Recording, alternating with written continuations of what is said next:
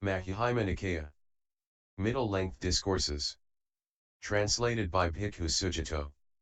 sutta.central.net. Middle Discourses 51. With Kandaraka. So I have heard. At one time the Buddha was staying near Campa on the banks of the Gagara lotus pond together with a large sangha of mendicants.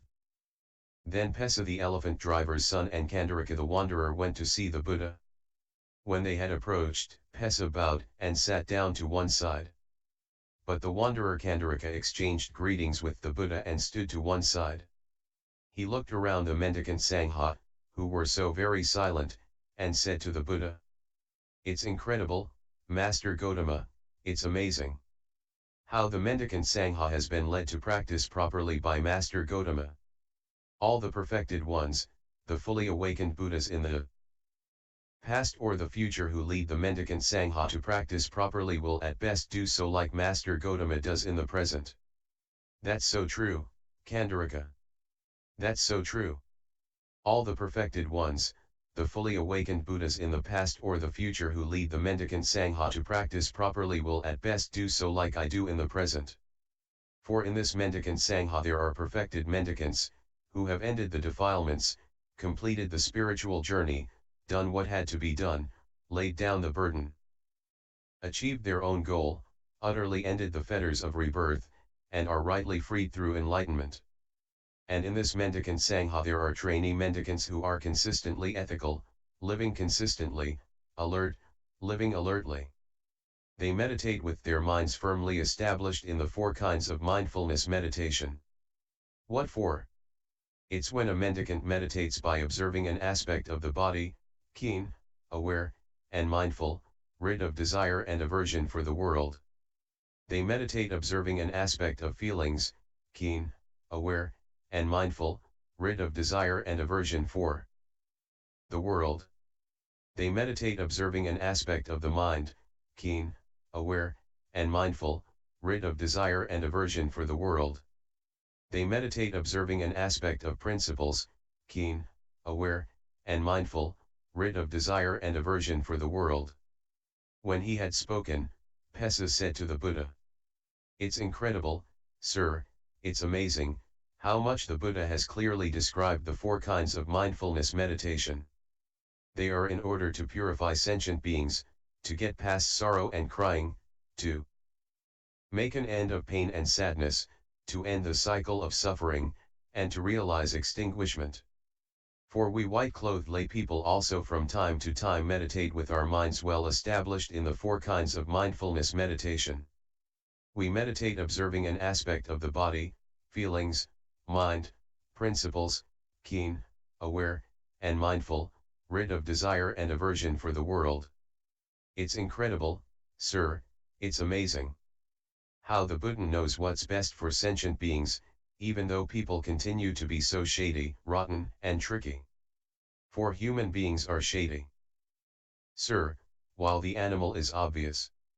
For I can drive an elephant in training, and while going back and forth in Campa it'll try all the tricks, bluffs, ruses, and feints that it can. But my bondservants, employees, and workers behave one way by body, another by speech, and their minds another. It's incredible, sir, it's amazing. How the Buddha knows what's best for sentient beings, even though people continue to be so shady, rotten, and tricky.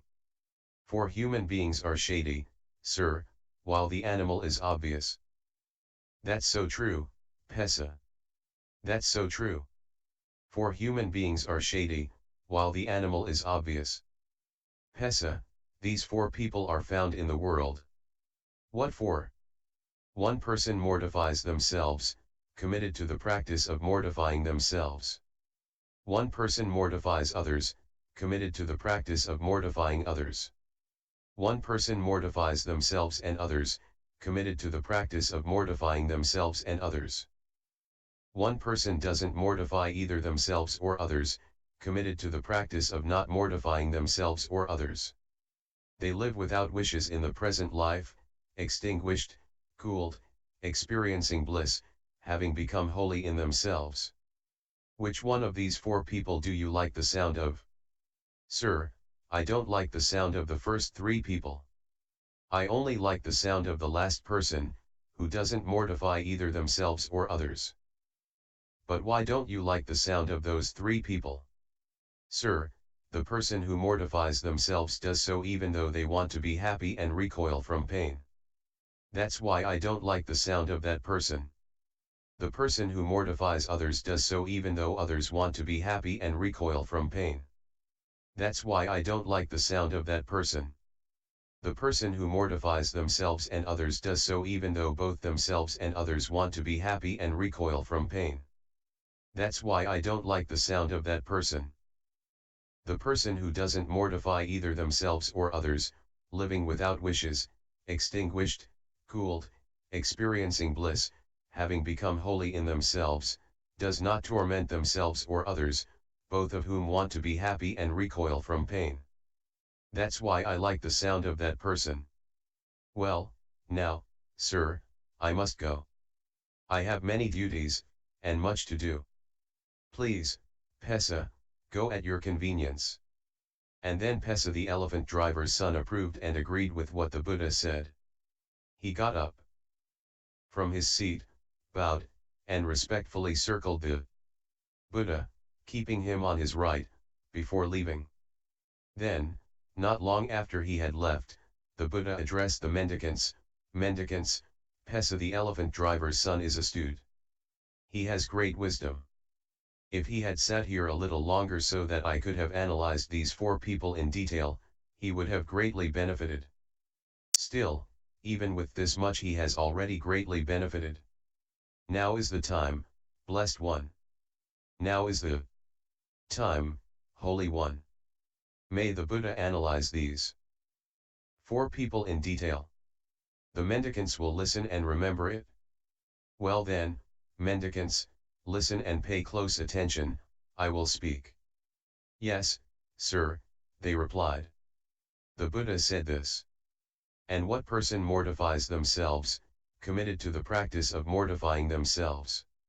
It's when someone goes naked, ignoring conventions. They lick their hands, and don't come or wait when asked. They don't consent to food brought to them, or food prepared for them, or an invitation for a meal.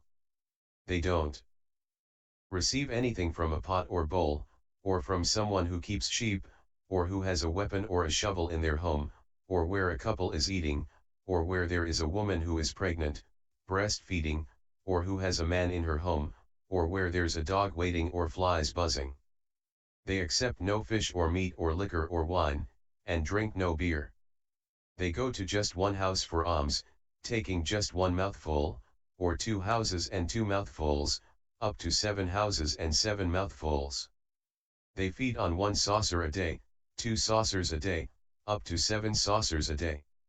They eat once a day, once every second day, up to once a week, and so on, even up to once a fortnight. They live committed to the practice of eating food at set intervals.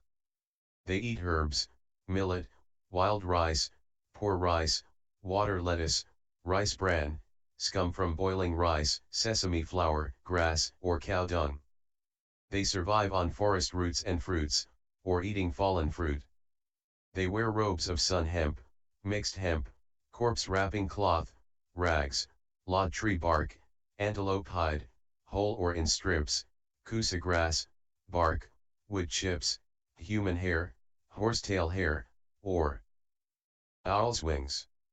They tear out their hair and beard, committed to this practice. They constantly stand, refusing seats. They squat, committed to the endeavor of squatting. They lie on a mat of thorns, making a mat of thorns their bed. They're committed to the practice of immersion in water 3 times a day, including the evening. And so they live committed to practicing these various ways of mortifying and tormenting the body. This is called a person who mortifies themselves, being committed to the practice of mortifying themselves. And what person mortifies others, committed to the practice of mortifying others? It's when a person is a slaughterer of sheep, pigs, or poultry, a hunter or trapper, a fisher, a bandit, an executioner, a butcher, a jailer, or someone with some other kind of cruel livelihood. This is called a person who mortifies others, being committed to the practice of mortifying others. And what person mortifies themselves and others, being committed to the practice of mortifying themselves and others? It's when a person is an anointed king or a well-to-do Brahmin. He has a new temple built to the east of the city. He shaves off his hair and beard, dresses in a rough antelope hide, and smears his body with ghee and oil. Scratching his back with antlers, he enters the temple with his chief queen and the Brahmin high priest. There he lies on the bare ground strewn with grass. The king feeds on the milk from one teat of a cow that has a calf of the same color. The chief queen feeds on the milk from the second teat. The Brahmin high priest feeds on the milk from the third teat. The milk from the fourth teat is offered to the flames. The calf feeds on the remainder. He says, "Slaughter this many bulls, bullocks, heifers, goats, rams, and horses for the sacrifice. Fell this many trees and reap this much grass for the sacrificial equipment." His bondservants, employees, and workers do their jobs under threat of punishment and danger, weeping with tearful faces.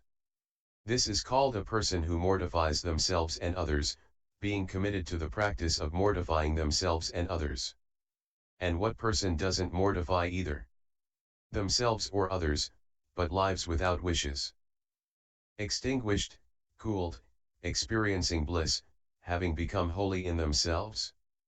It's when a realized one arises in the world, perfected, a fully awakened Buddha, accomplished in knowledge and conduct, holy, knower of the world, supreme guide for those who wish to train, teacher of gods and humans, awakened, blessed.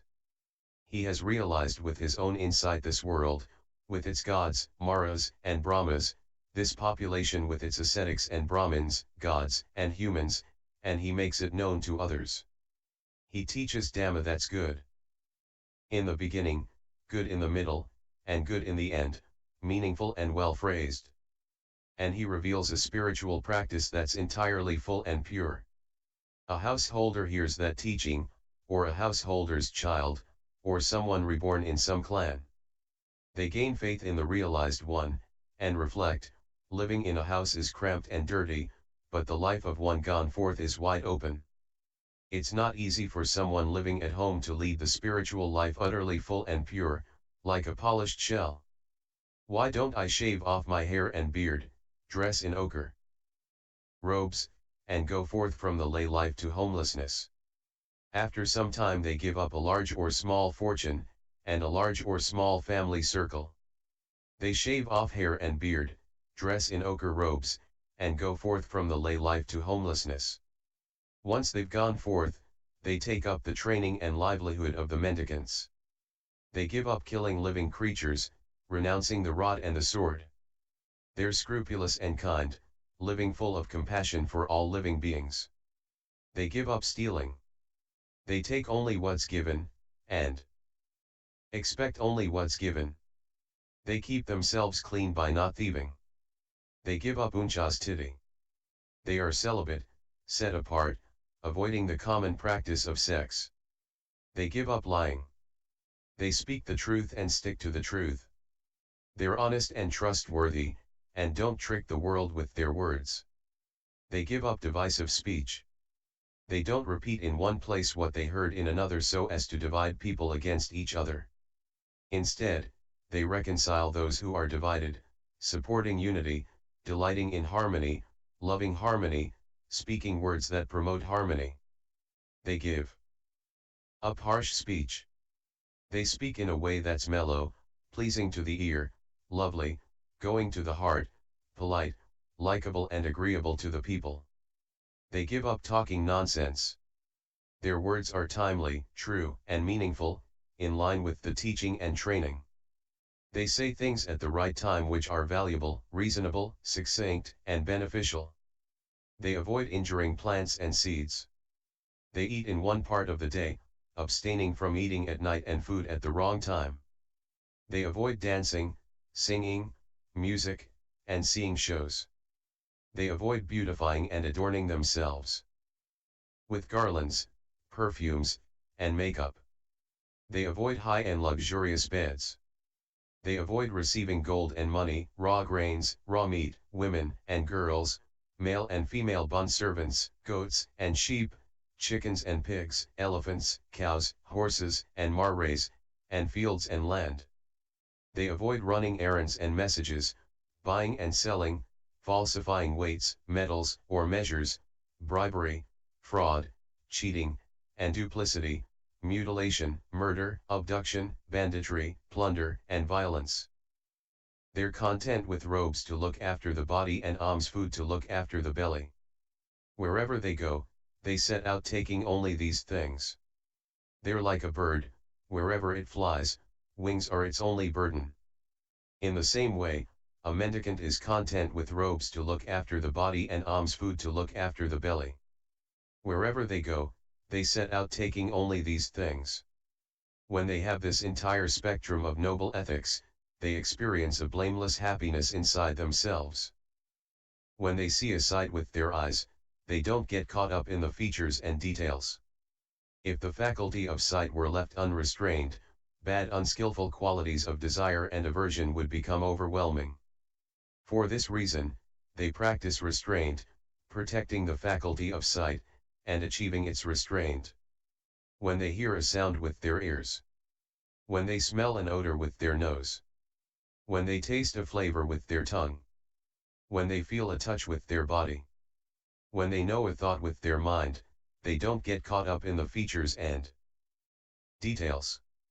If the faculty of mind were left unrestrained, bad unskillful qualities of desire and aversion would become overwhelming. For this reason, they practice restraint, protecting the faculty of mind, and achieving its restraint. When they have this noble sense restraint, they experience an unsullied bliss inside themselves. They act with situational awareness when going out and coming back, when looking ahead and aside, when bending and extending the limbs, when bearing the outer robe, bowl, and robes, when eating, drinking, chewing, and tasting, when urinating and defecating, when walking, standing, sitting, sleeping, waking, speaking, and keeping silent. When they have this noble spectrum of ethics, this noble contentment, this noble sense restraint, and this noble mindfulness and situational awareness, they frequent a secluded lodging, a wilderness, the root of a tree, a hill, a ravine, a mountain cave, a charnel ground, a forest, the open air, a heap of straw. After the meal, they return from alms round, sit down cross-legged with their body straight, and establish mindfulness right there. Giving up desire for the world, they meditate with a heart rid of desire, cleansing the mind of desire. Giving up ill will, they meditate with a mind rid of ill will, full of compassion for all living beings, cleansing the mind of ill will and malevolence. Giving up dullness and drowsiness, they meditate with a mind rid of dullness and drowsiness, perceiving light, mindful and aware, cleansing the mind of dullness and drowsiness. Giving up restlessness and remorse, they meditate without restlessness, their mind peaceful inside, cleansing the mind of restlessness and remorse. Giving up doubt, they meditate having gone beyond doubt, not undecided about skillful qualities, cleansing the mind of doubt. They give up these 5 hindrances, corruptions of the heart that weaken wisdom. Then, quite secluded from sensual pleasures, secluded from unskillful qualities, they enter and remain in the first absorption, which has the rapture and bliss born of seclusion, while placing the mind and keeping it connected. As the placing of the mind and keeping it connected are stilled, they enter and remain in the second absorption, which has the rapture and bliss born of immersion, with internal clarity and confidence, and unified mind, without placing the mind and keeping it connected. And with the fading away of rapture, they enter and remain in the third absorption, where they meditate with equanimity, mindful and aware, personally experiencing the bliss of which the noble ones declare, equanimous and mindful, one meditates in bliss. Giving up pleasure and pain, and ending former happiness and sadness, they enter and remain in the fourth absorption, without pleasure or pain, with pure equanimity and mindfulness. When their mind has become immersed in samadhi like this, purified, bright, flawless, rid of corruptions, pliable, workable, steady, and imperturbable, they extended toward recollection of past lives. They recollect many kinds of past lives, that is, 1, 2, 3, 4, 5, 10, 20, 30, 40, 50, 100, 1,000, 100,000 rebirths, many eons of the world contracting, many eons of the world expanding, many eons of the world contracting and expanding. They remember, there, I was named this, my clan was that, I looked like this, and that was my food. This was how I felt pleasure and pain, and that was how my life ended. When I passed away from that place I was reborn somewhere else. There, too, I was named this, my clan was that, I looked like this, and that was my food. This was how I felt pleasure and pain, and that was how my life ended. When I passed away from that place I was reborn here. And so they recollect their many kinds of past lives, with features and details. When their mind has become immersed in samadhi like this, purified, bright, flawless, rid of corruptions, pliable, workable, steady, and imperturbable, they extended toward knowledge of the death and rebirth of sentient beings. With clairvoyance that is purified and superhuman, they see sentient beings passing away and being reborn, inferior and superior, beautiful and ugly, in a good place or a bad place. They understand how sentient beings are reborn according to their deeds. These dear beings did bad things by way of body, speech, and mind. They spoke ill of the noble ones, they had wrong view, and they chose to act out of that wrong view. When their body breaks up, after death, they're reborn in a place of loss, a bad place, the underworld, hell.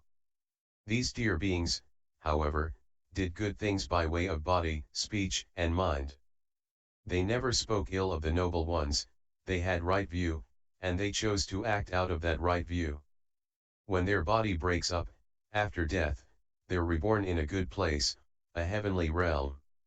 And so, with clairvoyance that is purified and superhuman, they see sentient beings passing away and being reborn, inferior and superior, beautiful and ugly, in a good place or a bad place.